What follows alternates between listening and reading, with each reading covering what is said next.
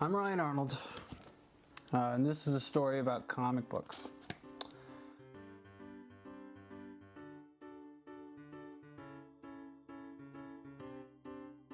When I was a little kid, pretty much from the time that I can remember onward, I was like a geek. I loved pop culture, and I loved rock and roll, and I loved superheroes. I still do. None of that has anything to do with these woods here, but if I told you this whole story in a room, it would probably be kind of boring. So, come on.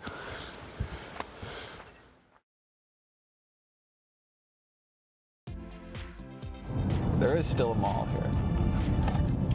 Even though it looks kind of like sad and gross and dusty now, at one point in the early 90s it was bustling because mall culture had taken hold. There were so many businesses that wanted a spot in the mall that every single one of the storefronts was filled up, and they rented out the spaces in between to businesses, and they could put carts, and it was in one of those freestanding between store establishments that I first came across a comic book of any kind.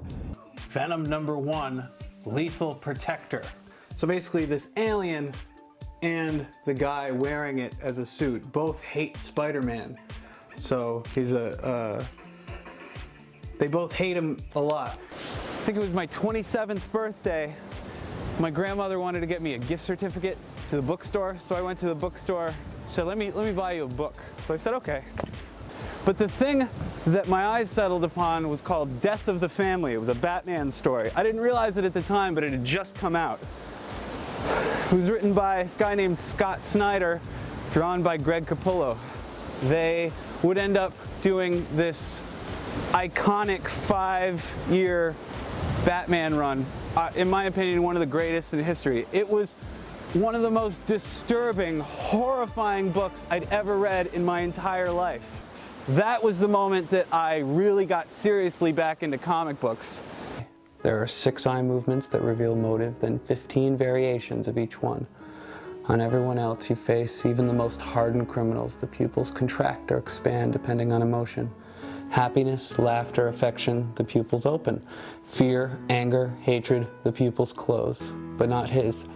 His pupils stay fixed, tiny points of blackness, the eyes of someone who hates everything, everyone. Eyes that let in no light, that see through the darkness, stare into you. Each pupil a tiny black pearl fixed in space. A bullet coming at you, eyes that say he's more than a man. Eyes that say he knows you. No, you know what he is. Tell yourself the truth. He's just a man who fell in a vat of chemical waste. He's just a man, like you, made of bone and tissue and blood. In the summer of 2016, Boston Comic Book Convention was going to be featuring none other than Scott Snyder and Greg Capullo. Well, I had to go. I had to meet these guys and tell them, hey, your work changed my life. So that's what I did.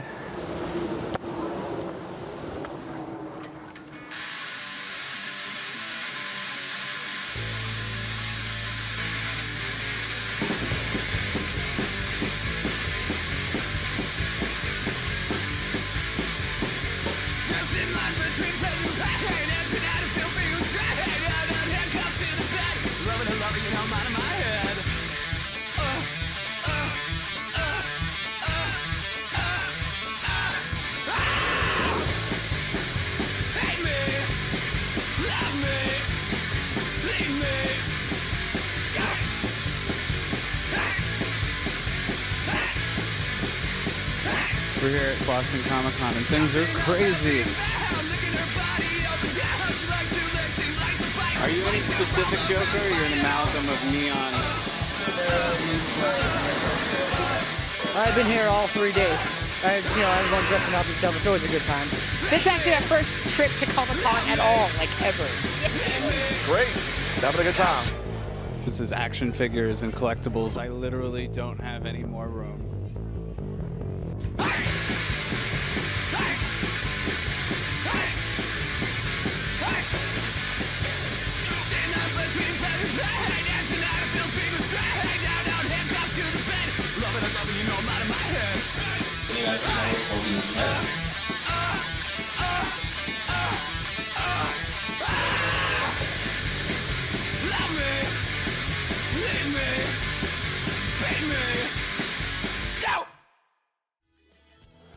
So there I am. I'm about to see Greg Capullo and Scott Snyder. These are the guys who make Batman. The first thing that I hear from this open door is, oh my God, he's got the battle damage. And I look over, Greg Capullo, the artist behind the last 5 years of innovation in Batman, and he's pointing at me. And in case you don't notice the nuance of our Joker here, he's the burnt up Joker, Yeah, made it I love inside the Batcave, which I pointed out to Scott when we were coming in, boys, even got the damage. Let's go. I'm dressed up as his creation, and he loves my costume. How you doing? My name's Ryan. In that last issue of Endgame, where Batman and the Joker are fighting and they die together in the cave. Is the pool of blood between them intentionally heart-shaped? Yes. Those are the fun things I get to do, work with Scott, because he gives me a lot of room to play. And I just figure they kind of have sort of a love affair, the two of them. They're like a yin-yang relationship, and they kind of have this duality, and they coexist, like that, And Scott writes in that way, that they have this, at least in the Joker's mind, a loving relationship. Yeah, I mean, the thing for me with the Joker and Batman is, it is sort of it's like an abstract kind of love affair that I love writing, because Joker thinks of himself as somebody who is trying to demonstrate to you that everything you do in your life, our version of him at least, and this is my greatest fear, that everything you do really amounts to nothing, and that it's all sort of, to think that your life has meaning and that the accumulation of all the things that you do matters in any way, really, in the long run. He would laugh at you, and that's a big joke. And Batman is a character who is forged out of random, meaningless violence, when his parents are shot almost over nothing. And he turns his life into this engine of meaning, and the whole purpose of it is to make sure that everyone has their life matter. He wants you to go out there and be the hero and affect the world and do good things. And so what Joker sees is he sees them as these two halves, where he says, you love me and I love you because each of us argues the essential and sort of core and primal sides of one conflict, and it's the only conflict that matters in Joker's mind. And it was probably one of the greatest, most exciting moments of my life. So I don't know how I'm gonna top that, but Ah!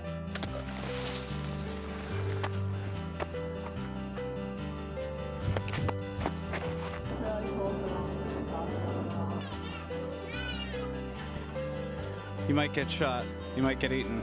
There's a lot of crazy things going on.